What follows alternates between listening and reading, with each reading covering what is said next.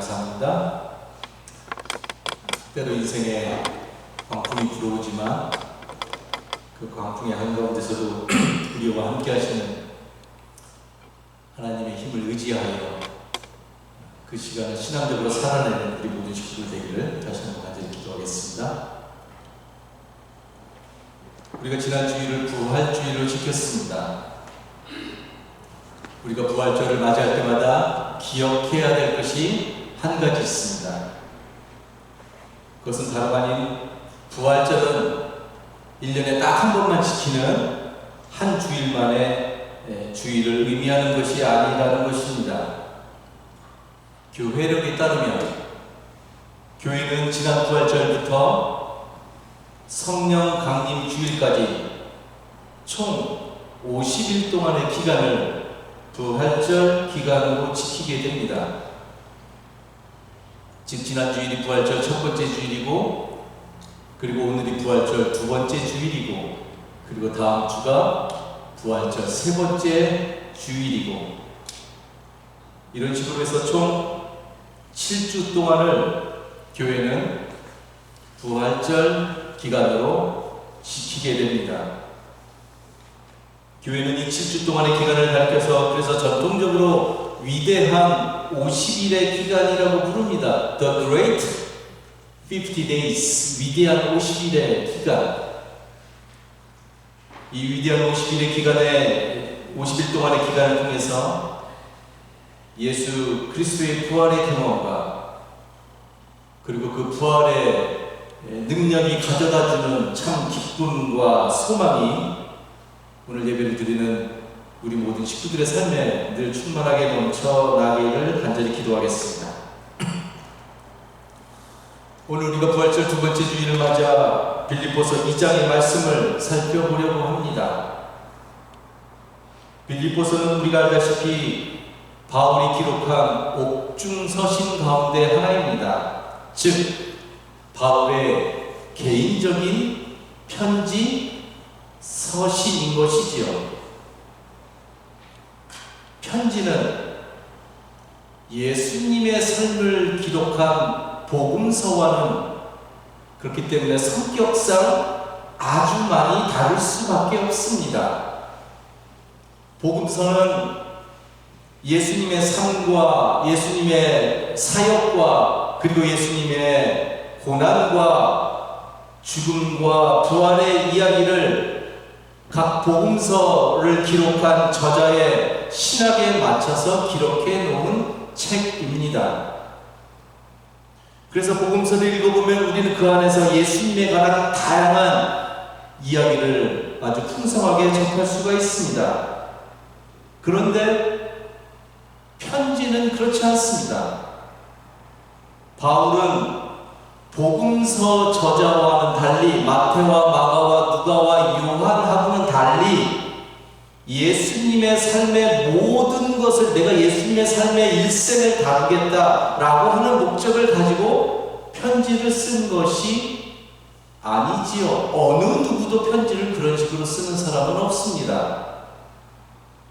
바울은 그저 어느 교회가 어느 신앙 공동체가 경험하고 있는 어떤 현실적인 문제에 답하거나 아니면 그들에게 신앙생활을 하면서 꼭 전해주고 싶었던 이야기를 말 그대로 편지의 형식으로 쓰고 있는 것입니다. 그러나 비록 바울의 편지가 예수님의 삶을 전체적으로 다루고 있지는 않지만 오늘 우리가 읽은 빌립보서 2장의 말씀은 예수님이 누구인가 하는 문제를 가장 핵심적으로 보여주고 있는 말씀이라고 할 수가 있겠습니다. 즉 오늘 말씀은 바울이 예수님을 어떻게 생각하고 그리고 바울은 어떠한 예수님을 믿었는지를 가장 분명하고도 가장 극명하게 보여주고 있는 아주 중요한 말씀인 것입니다. 그리고 예수님에 대한 이런 바울의 이해가 오늘 21세기 부활절 절기를 보내고 있는 우리 모두에게 또한 아주 중요한 것을 저는 전해주고 있다고 믿습니다. 본문에 보면 바울은 예수님께서 하나님 앞에서 스스로를 비워나가셨던 분이라고 말하고 있습니다. 비워나가신 우리가 너무 잘 알고 너무나 좋아하는 단어지요. 케노시스. 이것에 대해서는 우리가 지금까지 여러 번 이야기를 나누었습니다. 한마디로 말하면 예수님께서 스스로를 비워나가셨다고 한다는 것은 예수님이 하나님과 일치를 이루셨다라고 하는 또 다른 표현이라고 할 수가 있습니다. 즉 예수님께서 이루신 비움은 비움이 목적이 아니라 예수님은 내가 얼마만큼 비울 수 있나 보자 이런 식으로 비우신 것이 아니라 하나님과의 일치가 근본적인 목적이라는 말입니다. 그것을 성경은 예수님께서 비워나가셨다라고 표현하고 있다는 말입니다. 그러면 이제부터 우리가 눈여겨봐야 하는 것은 하나님 앞에서 비워나가셨던 예수님, 다시 말해서 하나님과 일치의 삶을 이루신 예수님께서 어떻게 살아가시는가? 도대체 비워나가셨다라고 하는 그 기쁨의 영성을 통해서 예수님은 이 땅에서 어떻게 살아가셨는가 하는 것을 우리가 이제부터 눈여겨봐야 합니다. 오늘 말씀 8절을 보니까 예수님께서는 자기를 낮추시고 그리고 죽기까지 순종하셨다고 합니다. 즉 예수님은 십자가의 죽음까지도 받아들이셨다는 겁니다. 예수님이 하나님과 일치의 삶을 사시면서 이 땅에서 살아가셨던 것을 한마디로 바울은 어떻게 그리고 있냐면 그가 죽음까지도 십자가의 죽음까지도 받아들였다라고 기록하고 있습니다. 이 진술은 너무 중요한데 그런데 안타깝게도 많은 신앙인들은 이 말씀을 오해하고 있음을 보게 됩니다. 그래서 오늘 우리가 이 말씀부터 다시 한번 깊이 생각하고 넘어가기를 원합니다. 여러분 예수님이 하나님 앞에 죽기까지 순종하셨다는 것을 마치 하나님께서 처음부터 영원 전부터 예수님을 십자가에서 죽일 계획을 갖고 계신 분으로 많은 사람들은 오해를 합니다. 많은 신앙인들은 하나님께서 처음부터 예수님을 십자가에 못 박을 계획을 세우셨고 그래서 예수님을 이 땅에 보내셨다라고 믿는 것이지요. 그러나 하나님은 예수님에게 무슨 삶의 시간표를 건네주고 너는 이 땅에서 생활하다가 그리고 나중에 한 33살 즈음에 십자가를 지는 것을 계획하시는 분이 아니시지요.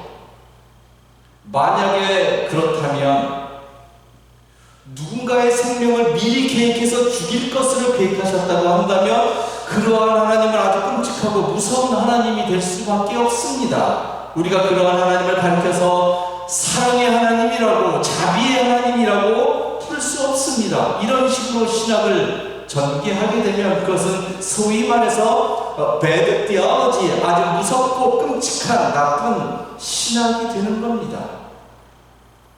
그래서 이제부터 우리는 예수님에게 있어서 예수님의 비움의 길이 갖는 의미가 무엇인지를 잘 이해하고 넘어갈 필요가 있습니다.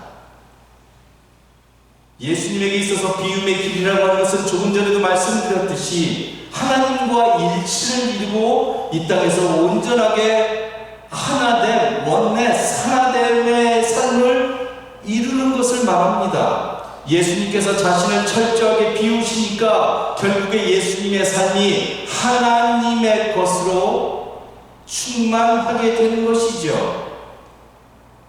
그래서 하나님과 하나 되고 하나님과 일치를 이루고 하나님의 것으로 충만하게 되니까 예수님은 바로 예수님 자신이 이 땅에서 걸어가야 할 하나님의 길을 극명하게 보게 되었다는 말입니다. 하나님이 예수님을 위해서 미리 계획하신 길이 무엇인지를 보는 것이 아니라 예수님은 자신이 선택하면서 걸어가야 할 하나님의 하나님의 길이 무엇인지를 보게 되었다는 말입니다. 하나님과 일치를 이루니까요. 그리고 바로 그 길의 종착 지점이 예수님 자신에게는 비아 돌로로사, 지난주 우리 연합찬양단이 너무 은혜로운 찬양 불러줬는데 그 십자가의 길, 고난의 길이었다는 말입니다. 십자가의 길은 그렇기 때문에 하나님이 예수님을 위해서 미리 세워놓은 길이 아니라 예수님이 하나님 안에서 하나님과 일치를 이루고 난 뒤에 선택적으로 걸어가셨던 길이었습니다. 여러분, 이것이 명백하게 분명히 구별이 되어야 합니다. 즉 하나님이 처음부터 세운 계획과 예수님이 하나님과 일치를 이루면서 하나님을 통해서 찾아낸 길은 완전히 다른 차원의 일임을 우리가 알아야 합니다. 온 인류를 위하여 하나님의 온전한 사랑이 무엇인지를 온몸으로 보여주기 위해서 예수님이 결단하고 선택적으로 걸어간 길이 바로 십자가의 길이었다는 말입니다. 또 한 가지 중요한 것은 예수님이 십자가에서 죽으셨다라고 하는 바울의 진술입니다. 우리에게는 예수님이 어떻게 죽으셨는가 하는, 즉 예수님의 죽음의 방법이 너무나 중요합니다. 예를 들어서 예수님이 그냥 나이가 들으셔서 돌아가셨다, 혹은 예수님이 어떤 불의의 사고를 당해서 죽으셨다, 혹은 병으로 죽으셨다는 것이 아니라 바로 십자가에서 죽으셨다는 것이 중요하다는 말입니다. 죽으셨다는 사실이 중요한 것이 아니라 예수님이 죽으셨던 그 죽음의 방법, 즉 십자가에서 죽으셨다라는 것이 우리 기독교인에게는 절대적으로 중요합니다. 그렇다면 왜 십자가에서의 죽음이 중요할까요? 그것을 위해서 우리는 바울이 살던 당시에 십자가가 무엇을 상징하는 것인가를 알아야 합니다. 그렇지 않으면 우리는 십자가를 미신적으로 믿게 된다는 말입니다. 십자가는 그 당시 로마의 힘, 즉 제국의 힘의 성격이 무엇인지를 극명하게 보여주는 처형의 도구였습니다. 즉 그 당시 로마는 로마의 정신과 로마가 세운 어떤 삶의 질서가 있는데 이것에 도전을 한다든지 이것을 뒤흔들어 놓은 사람을 십자가에서 처형을 시켰습니다. 옥에 가뒀다는 말이 아닙니다. 로마의 힘과 질서의 정면으로 도전하는 사람을 로마는 십자가에 공개적으로 처형함으로 로마는 자신들의 힘이 얼마나 대단한 것인가 하는 것을 대외적으로 선포했다는 겁니다. 어느 누구도 로마의 힘에 대항하면 이런 식으로 죽을 것이다 라고 하는 것을 세상에 선포하는 거지요. 그런데 예수님이 어디에서 돌아가셨다고요? 십자가에서 돌아가셨다는 말입니다. 이것은 다름 아닌 예수님이 걸어가셨던 그 길, 그 골고다의 길의 성격이 무엇인지를 그래서 극명하게 말하고 있다는 것이지요. 예수님이 걸어가신 길은 한마디로 로마의 정신을 거부하고 로마의 삶의 질서를 뒤흔들어 놓았다는 것이지요. 그렇지 않으면 십자가에서 처형을 당할 수가 없다는 말입니다. 예수님은 이 땅에 하나님의 나라를 선포하셨습니다. 착하게 살으라가 아닙니다, 여러분. 도덕적으로 살으라고, 윤리적으로 살으라고 예수님이 선포하는 게 아닙니다. 그러면 죽을 일이 없죠. 착하게 살으라고 하는데. 그런데 예수님은 하나님의 나라를 선포하셨다는 말입니다. 로마의 황제의 삶의 길을 따라가서는 예수님은 로마의 힘으로 대변되는 세상의 지혜하고는 완전히 다른 또 다른 비전의 삶으로 살아가야 함을 말씀하셨는데, 그것이 바로 하나님의 나라의 삶이라고 선포하셨던 것이지요.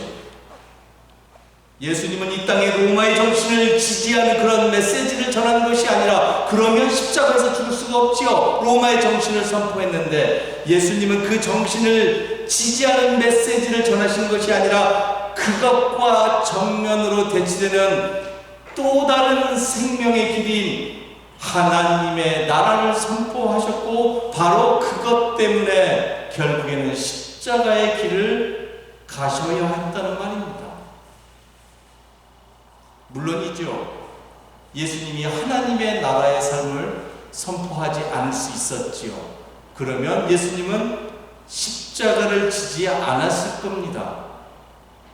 그런데 스스로 비워내셔서 하나님과 일치를 이루신 예수님의 삶의 세계에서는 하나님의 나라를 선포하는 것 이외에 또 다르게 세상을 살아갈 수 있는 힘이 예수님에게는 없었다는 말입니다. 이게 예수님의 위대함입니다. 그렇기 때문에 예수님은 하나님의 계획에 의해서 죽은 것이 아니라 오히려 하나님을 너무나 철저하게 믿었기 때문에, 하나님과 일치의 삶을 사셨기 때문에, 온전히 하나님과 하나 되셨기 때문에, 그래서 스스로를 비워서 하나님의 그 것, 명령을 이렇게밖에 못하겠는데 하나님의 것으로 충만했기 때문에 십자가의 길로 선택적으로 걸어가셨다는 말입니다. 이것이 바로 예수님의 삶의 가장 중요한 핵심입니다. 하나님의 것으로 충만한 예수님의 삶이 바로 폭력적인 로마의 정신을 철저하게 드러냈기 때문에, 로마의 힘의 실체가 무엇인지를 분명하게 보여주고 부정하는 삶이었기 때문에 예수님은 그래서 십자가를 지실 수밖에 없었다는 말입니다. 그런데 여러분, 하나님께서 무엇을 하시느냐가 더 중요합니다. 하나님께서 십자가에 달리시는 그 예수님을 어떻게 하셨다고 바울은 말하고 있습니까? 9절 말씀을 보니까 하나님께서 그를 지극히 높이셨다라고 말합니다. 여러분, 지극히 높이셨다고 하는 것은 다른 것이 아니라 십자가의 길을 걸어가셨던 예수님을 다시 새로운 삶으로, 부활의 삶으로 이끄셨다는 것이지요. 하나님은 예수님을 부활의 삶으로, 생명의 삶으로 인도하셨습니다. 하나님이 예수님을 살리셨고 새 생명으로 인도하셨는데, 그런데 여러분, 하나님께서 예수님을 살리셨다라고 하는 것이 중요한 것이 아니라요, 하나님이 예수님을 살리셨다라고 하는 이 명제가 중요한 게 아니라, 하나님이 어떠한 예수님을 살리셨느냐가 중요하다는 말입니다. 구별이 되시죠? 하나님이 그냥 예수님을 살리셨어가 아니라, 도대체 예수님이 이 땅에서 어떻게 살아가셨기에 그 하나님을, 예수님을 살릴 수밖에 없었는가가 기독교의 핵심 메시지라는 말입니다. 그 예수님이 누구였습니까? 스스로를 비워서, 철저하게 비워서 하나님과 일치되어서 살아가셨던 예수님이라는 말입니다.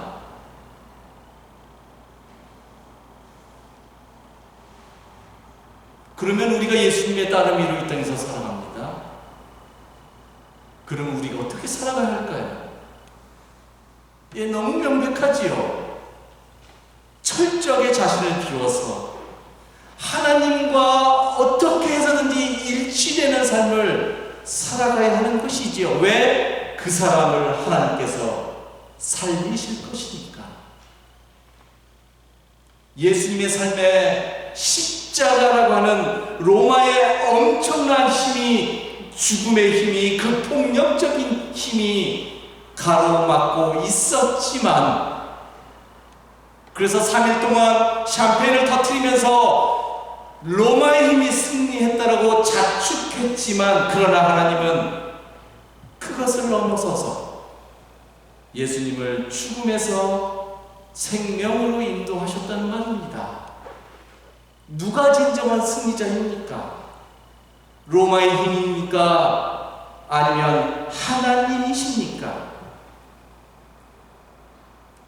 비움의 영성으로 나아가신 예수님의 삶 자체가 바로 하나님 앞에서는 생명의 삶이었다는 것을 바울은 오늘 하나님이 그러한 예수님을 다시 살리셨다라고 선포하고 있는 것이지요. 이것이 바로 오늘 설교의 제목인 예수님의 부활이 진정으로 선포하고 싶어 하는 메시지입니다. 예수의 부활이 담고 있는 기쁨의 메시지이죠. 하나님께서 예수님을 다시 살리셨다는 것은 단지 예수님의 삶만을 보여주려고 하는 것이 아니라 그리스도 안에서 새로운 피조물로 살아가는 우리 모두를 위한 메시지인 것이죠. 우리가 그리스도 안에서 하나님과 하나 되어 살아갈 때, 즉 우리를 비워서 하나님의 것으로 채워갈 때, 결국 그러한 삶은 곧 생명의 삶일 수밖에 없다는 것을 오늘 우리가 예수님의 죽음과 부활을 통해서 경험하게 됩니다. 우리가 우리를 비워서 예수님의 마음을 품고 살아갈 때 그러한 삶 자체가 이미 궁극적으로는 생명의 삶일 수밖에 없다는 겁니다. 어느 누구도 우리를 향한 하나님의 이 생명의 선물을 뺏을 수도, 무효화할 수도, 광풍이 불어도 빼앗길 수 없다는 말입니다. 그러한 우리의 삶을 이 세상의 힘이 막을 수 없고 우리를 죽일 수 없습니다. 로마의 힘이 아무리 강하다고 할지라도 예수 그리스도의 부활을 막을 수는 없습니다. 우리를 육신의 죽음으로 몰아갈 수는 있지만, 그러나 우리의 영혼을 죽일 수는 없습니다. 왜냐하면 하나님을 믿고 하나님의 길로 걸어가는 우리를 하나님께서는 살리셔서 생명으로 인도하실 것이기 때문입니다. 오늘 말씀 11절을 보니까 하나님께서는 다시 살리신 주님을 향하여 우리로 하여금 주님이라고 고백하게 하신다는 것을 보게 됩니다. 여러분, 성경이 우리에게 묻습니다. 진짜 누가 우리의 주님이 되신다고 말하고 있습니까? 십자가에서 다시 살아나신 예수님께서 우리의 주님이 되신다는 말입니다. 이것은 예수님을 십자가에 처형한 로마의 황제가 주인이 아니고, 십자가를 향하여 어리석다고 말하는 이 세상의 지혜가 우리의 주님이 아니고, 로마와 결탁해서 예수님의 삶을 죽음으로 몰아갔던 그 당시 유대 종교 권력자들의 정신이 우리의 주님이 아니고요, 바로 스스로를 비워서, 그래서 결국에 십자가의 길로 걸어가셨지만 하나님의 능력으로 다시 살아나신 예수님께서 우리의 주님이 되신다는 말입니다. 그렇다면 여러분, 그분이 우리의 주님이십니다, 예수님 당신이 우리의 주님이십니다라고 고백한다는 것은 무엇을 고백하려고 하는 것일까요?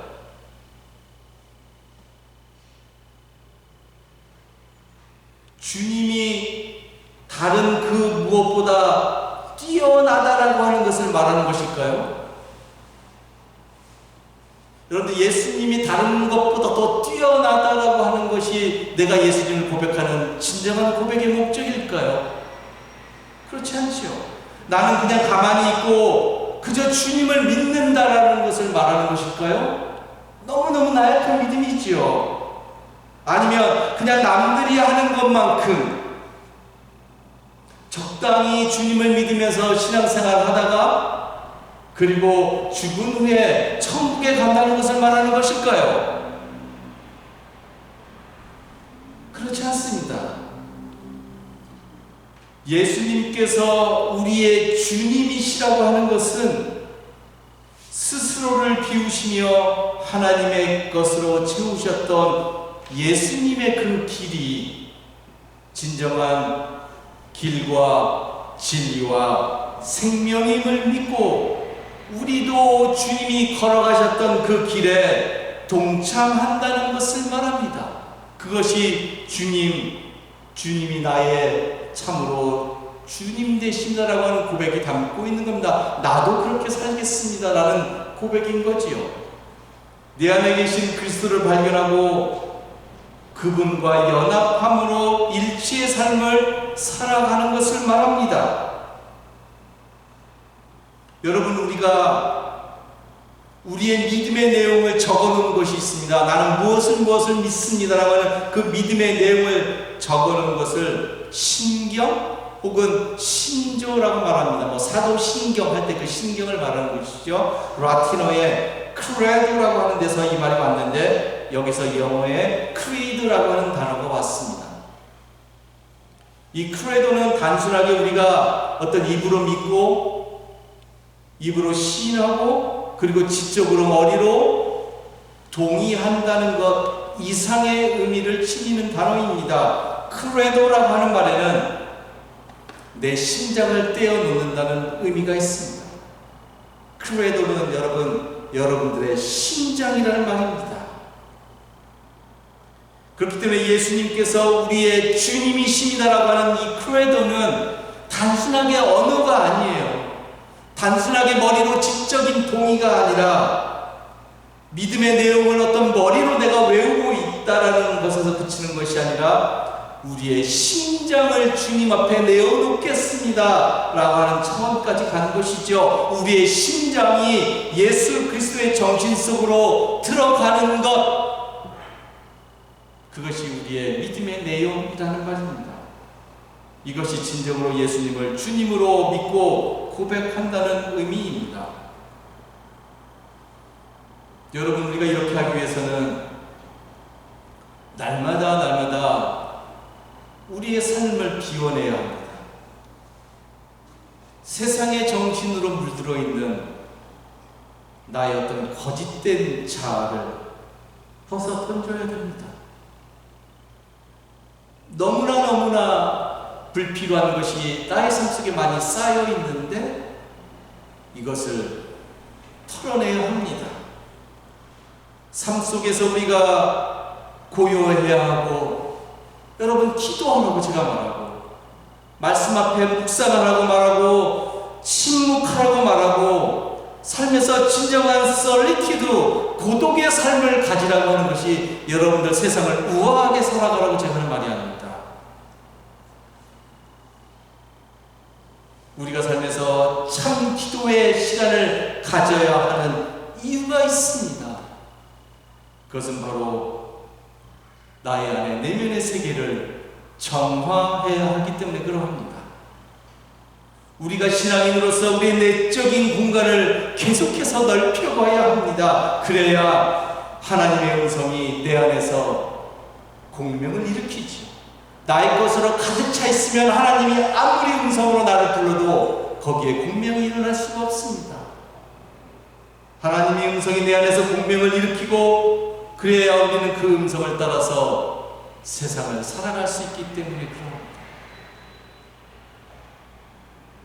이러한 비움의 영성과 신앙이 곧 생명의 삶이요, 그러한 삶이 곧 그리스도를 진정으로 만나는 삶이요, 결국에 그러한 삶이 부활의 삶으로 연결되는 삶인 것입니다. 저는 오늘 우리 모두가 우리 갈릴리 식구 여러분 모두가 그 길로 걸어가기를 간절히 소망합니다. 그래서 그리스도의 부활의 신비함이 우리를 더욱더 하나님과 하나 되게 하는 삶으로 인도해 가기를 다시 한번 간절히 기도하겠습니다. 기도합시다.